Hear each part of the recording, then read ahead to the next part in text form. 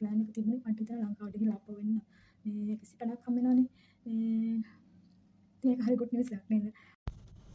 ஆஹா என்ன ஒரு சான்ஸ். நாட்டுக்கு போயிட்டு ரிட்டர்ன் வந்தாலே போதும், சம்பளம் கூடிரும். அஸ்ஸலாமு அலைக்கும் வரஹ்மத்துல்லாஹி வபரகாத்துஹு. அன்பார்ந்த அனைத்து உறவுகளுக்கும் இனிய இரவு வணக்கம்.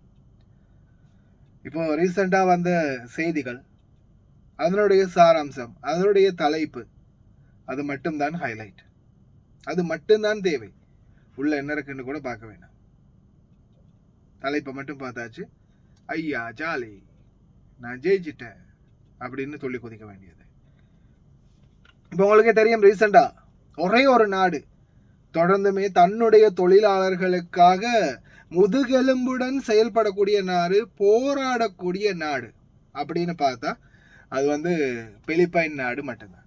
இப்போ ரீசெண்டாக அவங்களுடைய தொழிலாளர்களுக்கு சம்பளம் அதிகரித்து கொடுக்கணும் அப்படின்ற ஒரு கோரிக்கையை முன் வச்சாங்க கல்ஃப் அரசாங்கத்திடம். அதாவது குவைத் மட்டும் இல்லை, ஒட்டுமொத்த கல்ஃப் நாடுகளுடைய அரசாங்கங்களிடமும் கோரிக்கை வைக்கிறாங்க. அந்த கோரிக்கை வந்து ஒட்டுமொத்த கல்ஃப் நாடுகளும், அதாவது இப்போ ரீசெண்டாக அவங்களுக்கே தெரியும், ஜிசிசி கவுன்சில் மாநாடு நடந்துச்சு. அந்த ஜிசிசி கவுன்சில் மாநாட்டில் எல்லாரும் சேர்ந்து ஒரே அடியாக முடிவெடுத்திருக்காங்க போல தெரியுது, பேச்சுவார்த்தை நடத்தி. இல்லை, நாங்கள் 150 தினார் கொடுக்க முடியாது, 120 தினார் தான் கொடுக்க முடியும், ஃப்யூச்சரில் அதை பற்றி சிந்திக்கலாம் அப்படின்னு சொல்லியிருக்கிறாங்க. பிலிப்பைன் நாடு அவங்களுடைய தொழிலாளர்களுக்கு 150 தினார் சம்பள உயர்வு கேட்டாங்க, கொடுக்கல. இப்போ எங்களுடைய இலங்கை சகோதரி ஒருவர், இப்போ நீங்கள் முன்னாடி போன வீடியோவில் பார்த்துருப்பீங்க, அவங்களுடைய பதில் என்னென்ன, அவங்க என்ன சொல்லியிருக்காங்கன்னா, நம்ம குட் நியூஸ், புதிதாக வரக்கூடியவங்களுக்கான குட் நியூஸ், நீங்கள் நாட்டுக்கு போயிட்டு 2 வருஷம் முடிச்சுட்டு நாட்டுக்கு போயிட்டு மறுபடியும் புதிய விசாவில் வாங்க, நிறைய சம்பளம் எடுக்கலாம். அட, நானே வந்து இப்போ தான் 3 வருஷம் ஆகுது, 120 130 தினார் தான் சம்பளம் எடுக்கிறேன். அப்போ அதாவது இங்கே இருக்காமல் கேன்சல் பண்ணிட்டு போனால் மறுபடியும் வந்தால் அதிக சம்பளம் எடுக்கலாம் போலையே, அப்போ நம்ம நாட்டுக்கு போயிடலாம். அப்படி ஒவ்வொருத்தரும் ஒவ்வொரு மாதிரி அவங்களோட அந்த கருத்துக்களையும் தெரிவிச்சிருக்கிறாங்க. சில நேரங்களில் உண்மைக்குமே அந்த மனம் வெறுத்து போகும். சில பொய்களை நம்பி மக்கள், அந்த பொய்கள் யாராவது ஒருத்தர் பொய்யோ அல்லது அறியாமையிலையோ சொல்லும்போது அதுக்கு ஃபாலோ பண்ணுற, அதை பற்றி சிந்திக்கக்கூடிய, அதுக்கு சப்போர்ட் பண்ணக்கூடிய ஒரு கால்வாசி கூட நம்மளுக்கெல்லாம் சப்போர்ட் பண்ணுறதில்லை. ஏன் தொழிலாளர்களுக்காக தொடர்ந்து குரல் கொடுக்குறோம். அதே மாதிரி செய்திகள் வரக்கூடிய ஒவ்வொரு செய்திகளையும் உத்தியோகபூர்வ நாளிதழ்களில் தொடர்ந்துமே பார்த்தீங்கன்னா குவைத்துடைய உத்தியோகபூர்வ நாளிதழ்கள்ல இருந்து செய்திகளை நம்ம கொண்டு வந்து கொடுக்குறோம். ஆனாலும் அதை யாரும் பார்க்கறது இல்லை. யாராவது ஏதாவது ஒரு பொய் சொல்லிட்டாங்கன்னா சரி, அதுக்கு பின்னால லைன்ல போறது. முடிவா என்னதான் சொல்றீங்க அப்படின்னு பிலிப்பைன் நாடு கேட்டிருக்கிறாங்க. அவங்க சொன்னது ஒரே பதில் தான், இல்லை கொடுக்க முடியாது, ஃபியூச்சர்ல பார்க்கலாம் அப்படின்னு. ஆனா நான் இப்போ இன்னைக்கு காலையில் போட்ட வீடியோவில் கூட சொன்னேன், எங்களுடைய தொழிலாளர்களுடைய பிரச்சனைகள் இந்த நாட்டில் ஒவ்வொரு நாளும் அதிகரிச்சுக்கிட்டே இருக்குது. ஒவ்வொரு நாளும் ஏதாவது ஒரு புதிய புதிய பிரச்சனைகள் வந்து கொண்டே இருக்குது. தொழிலாளர்களுடைய பாதுகாப்பு தன்மை மிகவும் குறைவாக இருக்குது. 2 வருஷம் முடிச்சுட்டு நாட்டுக்கு போகிறதுக்கு, கான்ட்ராக்டை முடிச்சுட்டு நாட்டுக்கு போகிறதுக்கு தயாராகிற எத்தனையோ பேர் இன்னைக்கு நாட்டுக்கு போக முடியாமல் தவிச்சுக்கிட்டு இருக்கிறாங்க. ஏன், என்ன காரணம்? முக்கியமான காரணமே குவைத்திகளுக்கு வந்து இன்னொரு தொழிலாளர்களை காசு கொடுத்து எடுக்கிறதுக்கு சிலர் பஞ்சு படுறாங்க. சிலர் வந்து இருக்கிற இன்னும் கொஞ்சம் காலம் எப்படியாவது வேலை வாங்கிடணும் அப்படின்னு நினைக்கிறாங்க. சிலர் வந்து அவங்களுடைய அந்த 2 வருடம் தான் டார்கெட். சிலர் வந்து போயிட்டு வருவாங்க. சிலர் வந்து அந்த 2 வருடம் தான் எப்படியாவது என்ன கஷ்டம் வந்தாலும் சரின்னு தாங்கி அந்த 2 வருடத்தை முடிப்பாங்க. முடித்த பிறகு போகணும்னு தயாராகும் போது, அவங்கள அனுப்பாமல் இருக்கும்போது தான் மிகப்பெரிய ஒரு பிரளயம் ஒன்று அந்த இடத்துல ஏற்படுது. இப்போ ரீசெண்டாக கூட நான் இன்றைக்கு காலையிலையும் போட்டேன் அந்த வீடியோ.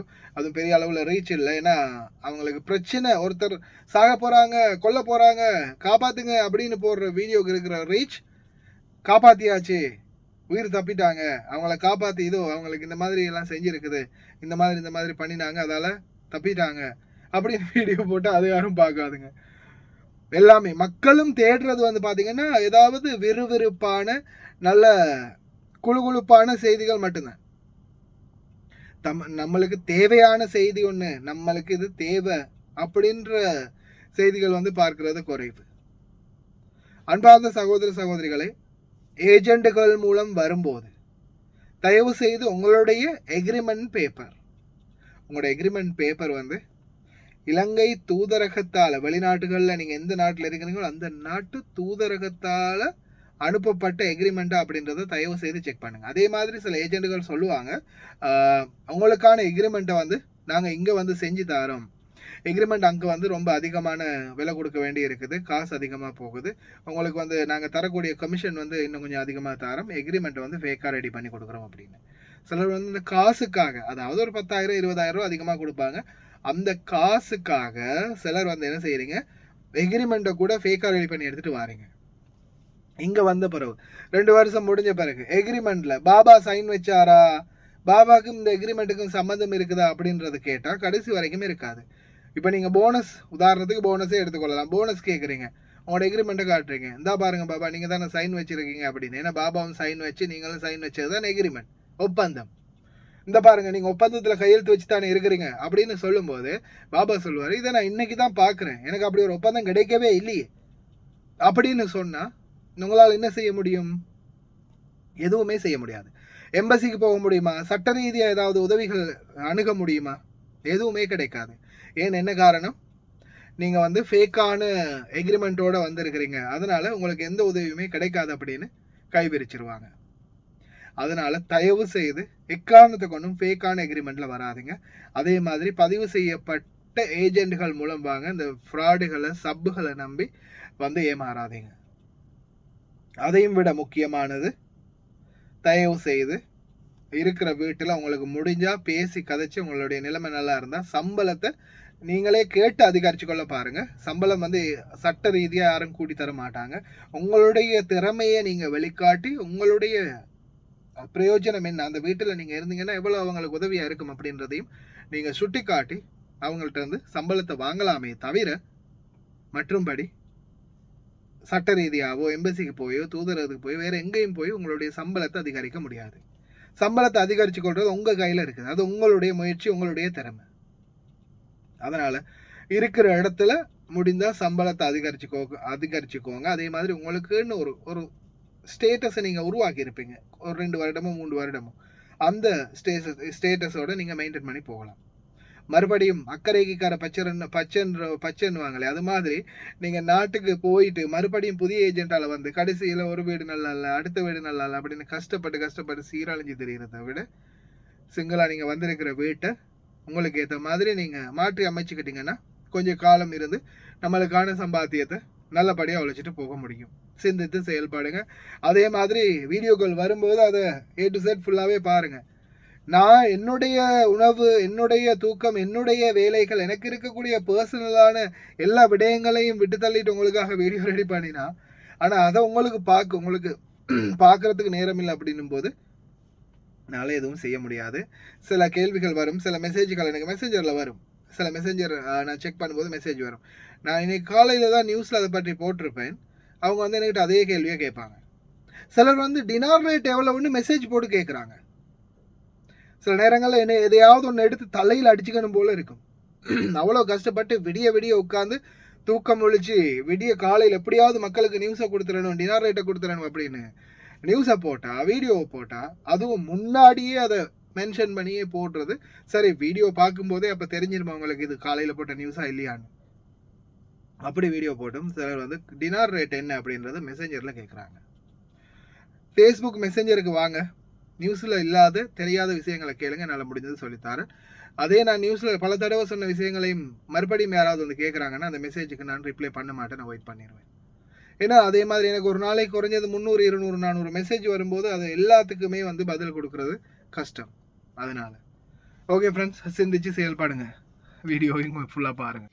හයි ගයිස් කට්ටිය කොහොමද? ඉතින් ඔයාලටම good news එකක් කියන්න ආවේ මේ දවස්වල. ඉතින් අපේ ගෙදර තුනක් හදාරනවා. අපේ ගෙදර විතරක් නෙමෙයි හැමතැනම ඉතින් සමහරට ඔයාලා දන්නවත් ඇති. දැන් කුවේට් වලට එන්න කදාමාලට කැඩි 150ක් හම්බ වෙනවලු. මේ අපිට නම් ඉතින් 110 120 130 140 ඔය කට්ටියනේ අපරණ අය වෙලා. ඉතින් අලුතෙන් එන අයට 150ක් හම්බ වෙනවලු. දැන් අපි මාත් එක්ක ඉන්න අනිත් එක්කෙනාටත් 140යි හම්බ වෙන්නේ. අවුරුදු 5ක් පරණයි. ඉතින් බලමු ඉතින් අපටත් හම්බ වෙයිද කියලා. මම ඉතින් ඩුබායි යන්න තමයි ඊළඟ ප්ලෑන් එක තිබුණේ. මට හිතෙනවා ලංකාවට ගිහලා ආපහු එන්න. මේ 150ක් හම්බ වෙනවනේ. ඉතින් ඒක හරි ගුඩ් නිවුස් එකක් නේද? අලුතෙන් එන හැමෝටම ඉතින් 150 කියන්නේ මාසෙක දෙකකට බැලුවොත් 300ක් නේ 30ක් නෙවෙයි 300ක්. ඉතින් මේ හැම දෙයක්ම ඉතින් කරගන්න පුළුවන්. ඉතින් ඔය 300 නේ 150ක් කියන්නේ ලොකු ගාණක්. අලුත් අයට ඉතින් මේක ගුඩ් නිවුස් එකක්. පරණ අපිට ඉතින් බෑඩ් නිවුස් එකක්. අපිට හම්බ වෙයිද දන්නේ නැහැ ඉතින්. බලමු ඉතින්.